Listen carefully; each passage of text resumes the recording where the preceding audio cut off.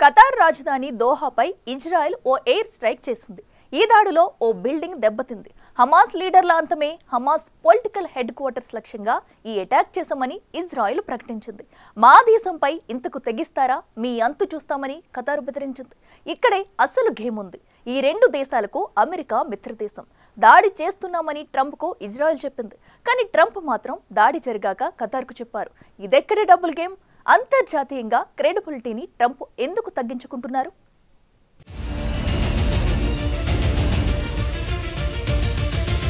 Trump చర్యలు ఎప్పుడు ఆశ్చర్యకరంగానే ఉంటాయి. ఏదో చేయాలనుకుంటాడు, కానీ ఏదో జరుగుతుంది. చివరికి బ్యాడ్ న్యూస్. క్రెడిబిలిటీ తగ్గించుకునే పనులు ఇటీవలి కాలంలో మరింత ఎక్కువయ్యాయి. లేటెస్ట్ గా జరిగిన ఇన్సిడెంట్ ఒకటి చూద్దాం. ఇది దోహాలోని Hamas political headquarters building. దీనిపై ఉన్నట్లుండి ఇజ్రాయెల్ ఎయిర్ స్ట్రైక్ చేసింది. దీని పేరు ఆపరేషన్ సమ్మిట్ ఆఫ్ ఫైర్. ఈ దాడిలో 6 మరణించగా వారిలో ఒక ఖతర్ అధికారి కూడా ఉన్నారు. అదేంటి, ఖతర్లోకి చొరబడి ఇజ్రాయెల్ ఈ దాడి చేయడమేంటి అని అంతా అనుకున్నారు. హమాస్ లీడర్లే టార్గెట్ గా అటాక్ చేశామని, ఇది తమ ఇండిపెండెంట్ ఆపరేషన్ అని ఇజ్రాయెల్ ప్రధాని నెతన్యాహు చెప్పుకున్నారు.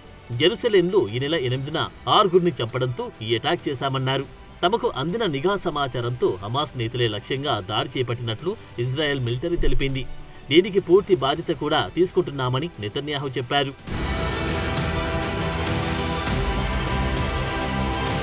పక్క దేశంపై అటాక్ చేశామని దర్జాగా నెతన్యాహు చెప్పుకుంటే సరిపోతుందా? సో ఖతర్ కూడా ఘాటుగానే రియాక్ట్ అయింది. దీన్ని పిరికిపంద చర్య అని ఖతర్ ప్రధాని షేక్ మహమ్మద్ ఈ దాడిని తీవ్రంగా ఖండించారు. అంతర్జాతీయ చట్టాలు, నిబంధనలు ఉల్లంఘించిందంటూ ఫైర్ అయ్యారు. ఎవరు ఊహించని ఎదురుదాడి ఖచ్చితంగా ఉంటుందని ఖతర్ సిగ్నల్స్ పంపుతోంది. ఇక్కడ ఒక ట్విస్ట్ ఉంది. దోహాపై అటాక్ కు సంబంధించి ట్రంప్ కు ఇజ్రాయెల్ నుంచి ఇన్ఫర్మేషన్ ఉంది. ట్రంప్ ఏమన్నారో చూడండి. I don't have to do that. I'm not thrilled about the whole situation. It's not a good situation. But I will say this: we want the hostages back, but we are not thrilled about the way that went down today.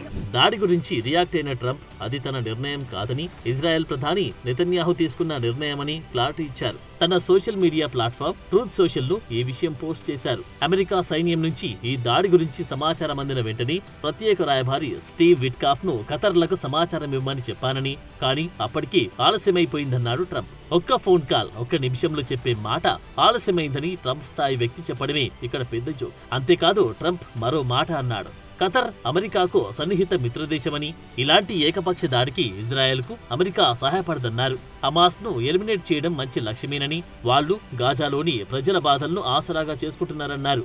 బందీలను విడుదల చేయడం మన లక్ష్యమని, కానీ ఈ దాడి పద్ధతి సరికాదని Trump చెప్పుకొచ్చారు. ఖతార్ ప్రధాని షేక్ మహమ్మద్ బిన్ అబ్దుల్ రెహమాన్ అల్ థానీతో మాట్లాడిన ట్రంప్ ఇలాంటివి ఖతర్ భూమిపై మళ్లీ జరగవని హామీ ఇచ్చారు. సో ఇజ్రాయెల్ అటాక్ పై ఖతర్కు సమాచారం ఇచ్చానని ట్రంప్ అంటుంటే, ఖతర్ మాత్రం ఖండించింది. తమకు ఈ దాడి గురించి ముందే సమాచారం ఇచ్చారన్న వాదనలు నిరాధారమని, దాడి జరిగినప్పుడే అమెరికా నుంచి కాల్ వచ్చిందన్నారు ఖతార్ విదేశాంగ శాఖ సలహాదారు అల్ అన్సారీ. అంటే అటాక్ సమాచారం ఇచ్చామని ట్రంప్, దాడి జరిగాక చెప్పడమేంటని ఖతర్ కౌంటర్లు నడుస్తున్నాయి.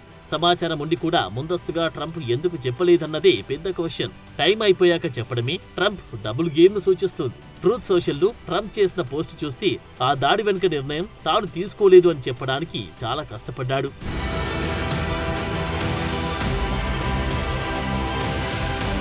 ఖతర్లో అమెరికాకు పెద్ద మిలిటరీ బేస్ ఉంది. ఇది ఈ రెండు దేశాల ఒప్పందంలో భాగం. పైగా ఆ రెండు మంచి మిత్ర దేశాలు. ఇటీవలే ఖతర్ పాలకులు ట్రంప్ కు తమ స్నేహబంధానికి గుర్తుగా లగ్జరీ ఫ్లైట్ ను గిఫ్ట్ గా కూడా ఇచ్చారు. ఇటీవలే ట్రంప్ ఖతర్ పర్యటనకు వెళ్ళినప్పుడు ఆయనకు $400 మిలియన్ విలువైన ఫ్లయింగ్ ప్యాలెస్ అని పిలిచి విలాసవంతమైన బోయింగ్ 747 8 జెట్ను బహుమతిగా ఇచ్చారు. మరి అలాంటి ఖతర్ను ఇబ్బంది పెట్టే దాడి విషయంలో ఇజ్రాయెల్కు ట్రంప్ ఎలా గ్రీన్ సిగ్నల్ ఇస్తారన్న ప్రశ్నలు పెరుగుతున్నాయి.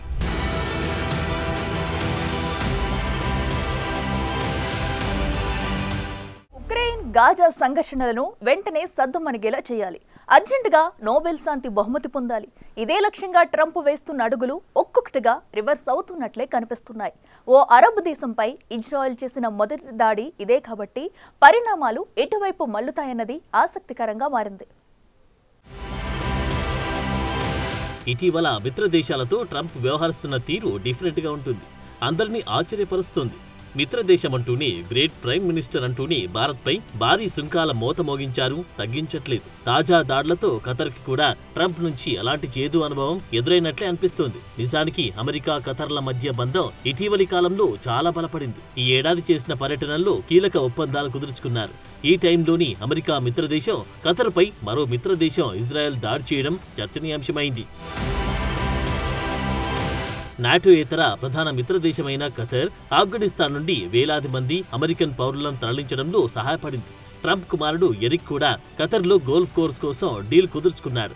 మిడిల్ ఈస్ట్లో ట్రంప్ దౌత్య ప్రయత్నాల్లో ఖతర్ కీలక పాత్ర పోషించింది.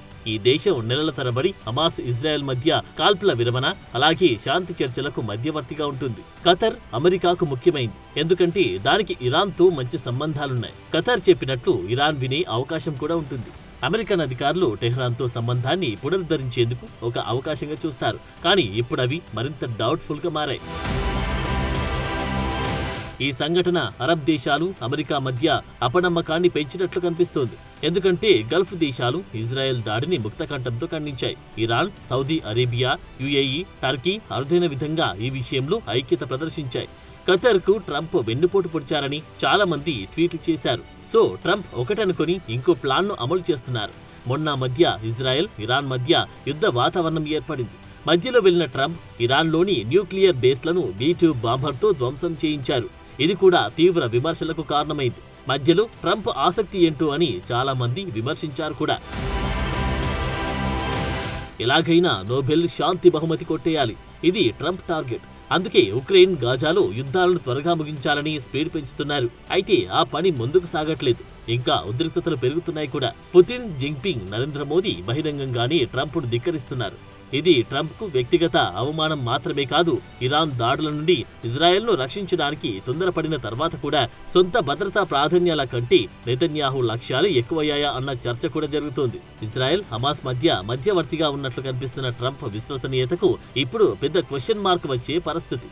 ఖతర్ శాంతి చర్చల నుంచి వైదొలిగే అవకాశం ఉండొచ్చు. పైగా ఖతర్ చెబుతున్నదేంటంటే ఇజ్రాయెల్ చాలా ఓవర్ చేస్తుందన్నారు. ఖతర్పై చేసిన దాడిలో ఇజ్రాయెల్ అమెరికా నిర్మిత F-35 ఫైటర్ జెట్స్ను రంగంలోకి దింపినప్పుడు తమకు ఏమి తెలియదని వాదించడానికి వీల్లేకుండా పోయింది. ఈ దాడులకు ట్రంప్ గ్రీన్ సిగ్నల్ ఇచ్చారని, లేదంటే సైలెంట్ వ్యూహంతో పని కానిచ్చేశారా అన్న డౌట్లు వ్యక్తమవుతున్నాయి. గాజాలో యుద్ధాన్ని ముగించడానికి హమాస్ నిర్బంధించిన ఇజ్రాయెల్ బందీలను విడుదల చేయడానికి ప్రయత్నిస్తున్న ఏకైక దౌత్య మార్గాన్ని నడిపించే వాటిలో ఎమిరేట్ ఒకటి. ఇది US, ఇజ్రాయెల్, హమాస్తో ప్రత్యక్ష సంబంధాలు కొనసాగిస్తుంది. చాలాసార్లు ఇప్పటికీ చర్చలను నిర్వహించింది. కానీ ఖతర్ ఒత్తిడి పెంచడం లేదన్న ఆలోచనతో ఇజ్రాయెల్ ఉంది. అందుకే ఇలా హమాస్ పేరుతో దోహాపై అటాక్ చేశారా అన్న చర్చ కూడా జరుగుతోంది. ఇక ఇజ్రాయెల్ ఖతర్పై చేసిన దాడితో ప్రపంచ దేశాల్లో వ్యతిరేకత పెరుగుతోంది. ఐక్యరాజ్యసమితి చీఫ్ ఆంటోనియో గ్యుటెరస్ ఈ దాడిని ఖండించారు. యూరోపియన్ నాయకులు, ఆసియా దేశాలు కూడా దీన్ని తప్పుపట్టాయి. అరబ్ దేశాలు కూడా ఇలాంటి దాడులు ప్రాంతీయ భద్రతను దెబ్బతీస్తాయని హెచ్చరించాయి. దోహాపై ఇజ్రాయెల్ దాడి శాంతి భద్రతలను పెంపొందించే ప్రయత్నాలను డైరెక్ట్ గా దెబ్బతీస్తుందని కెనడా ప్రధాని మార్క్ కార్నీ చెప్పారు. సో కథ చాలా దూరమే వెళ్తుంది.